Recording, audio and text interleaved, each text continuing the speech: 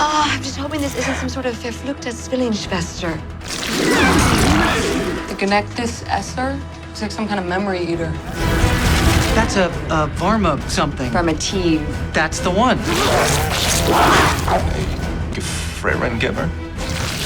Ali Kanzahoi. Sour beast. Kontalami Mwaji. That's the English? That's, I think, what they're called.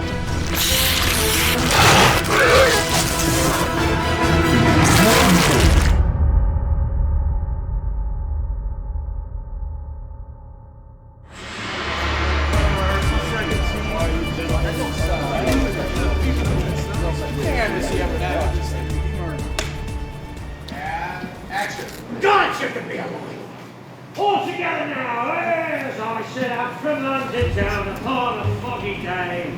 We just always used our imagination on the show. It's a particular kind of acting where you're just open to anything. They could describe just about anything to you, and you're like, all right, let's work with it and play with it. Because it keeps you guessing and it keeps you on your toes, and it's more fun to kind of get each script and see what the hell is going on. I used to request the finished product and try to see what these Wesen would ultimately look like, because ultimately it's just an actor kind of wiggling their head and you don't know what they look like at all. Sometimes you'll just read in the script, oh, it's a snake-like creature or it's a fly-like creature. But a lot of times Gary will have renderings and he'll come up with his iPad and be like, you want to see the new thing? Check it out. Every single day here is a new adventure. Being challenged about, okay, what are we doing today? What's going to happen? Who's turning into what? What's falling apart? What's exploding? Let's figure out what we've got to do. And they add a lot of monsters. They're constantly getting new characters and new creatures in the show. Well, we did one, was sort of a take on if you kiss a frog, he'll become a prince. And we had it to be a she-frog, and she was beautiful, and when you kissed her, she became a fairly hideous frog. Then we had that one where there was both a man and a woman in the same being. So that was a great surprise when he morphs into she.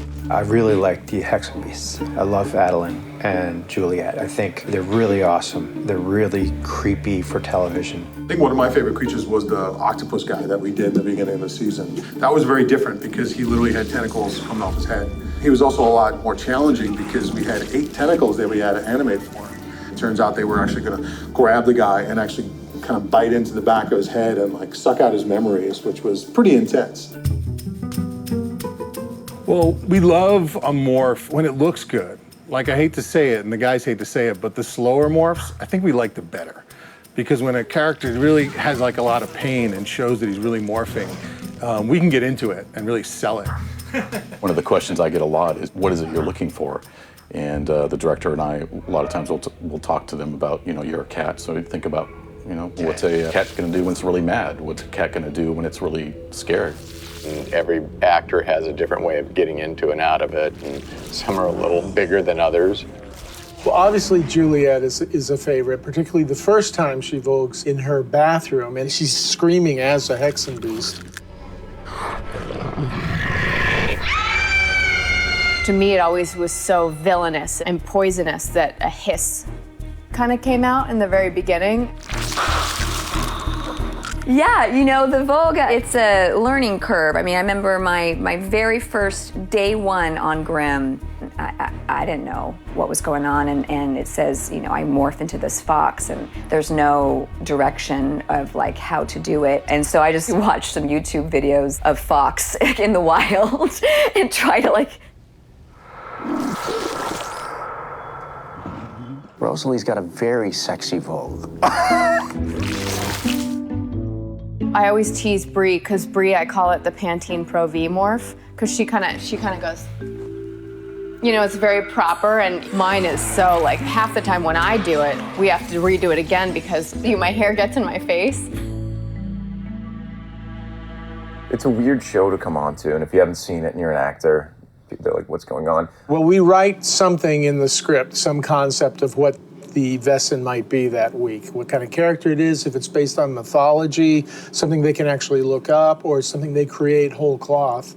And then we see a drawing at a certain point, early in the process. Yeah. Everybody approves them or modifies them. And then they start going to the modelers and makeup. First thing we have to do is get photographic reference of the actors. We base our creatures on what the actors look like, so we try to incorporate different aspects of the actor's features, and then we move into the actual performance of the actor. And generally, we'll do the scene a couple times, and then we'll generally do a special shot for the VFX morphs. We'll pull the actor aside and we'll put these tracking marks on their face, and it's generally a mask around their eyes. And what that does is it helps us to track their movements and the camera movement when we get it into post-production.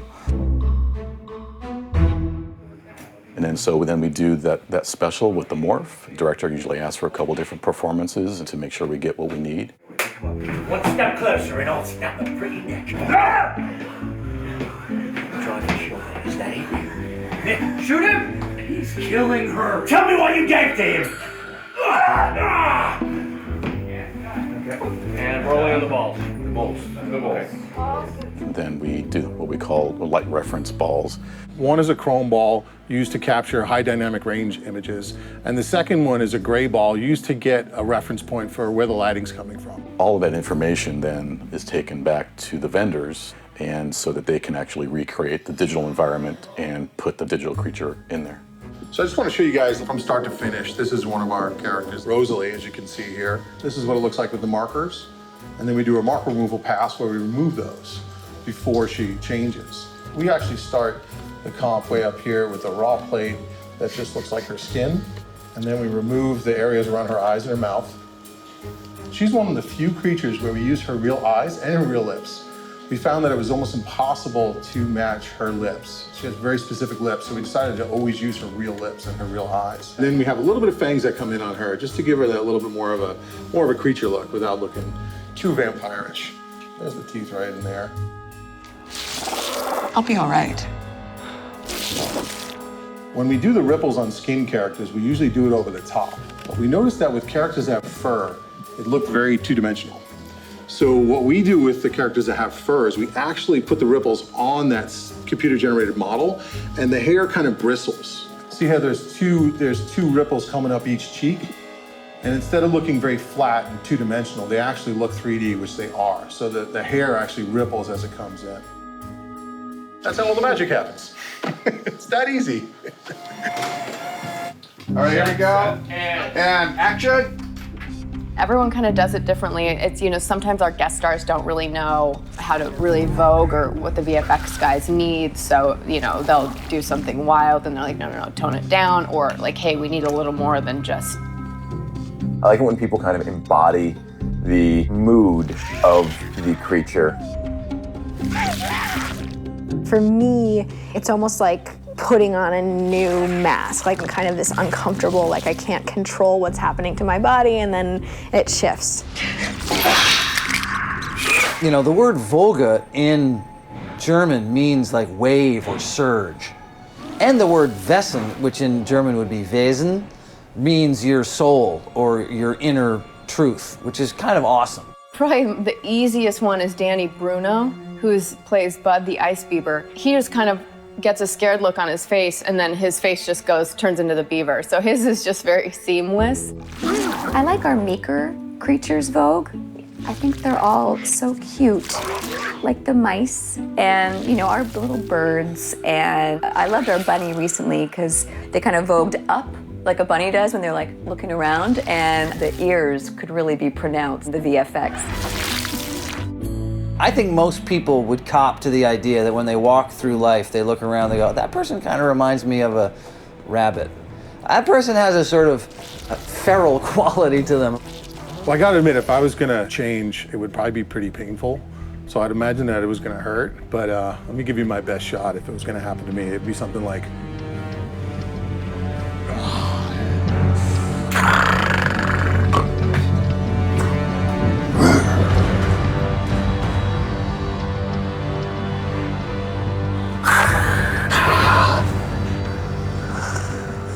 And then, it takes a lot of energy to vogue.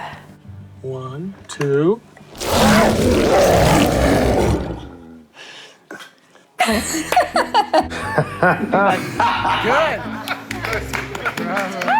It's phenomenal. It's so cool. And that's always the number one question I get out in the world is, how long do I have to sit in the makeup chair?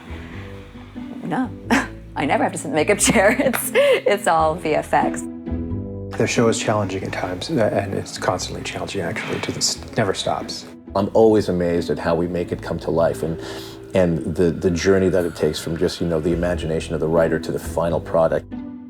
All the people on this crew who are integral to interpreting that vision and seeing it through. It's really remarkable. It's extraordinary what they can do, and it just keeps getting better and better every year.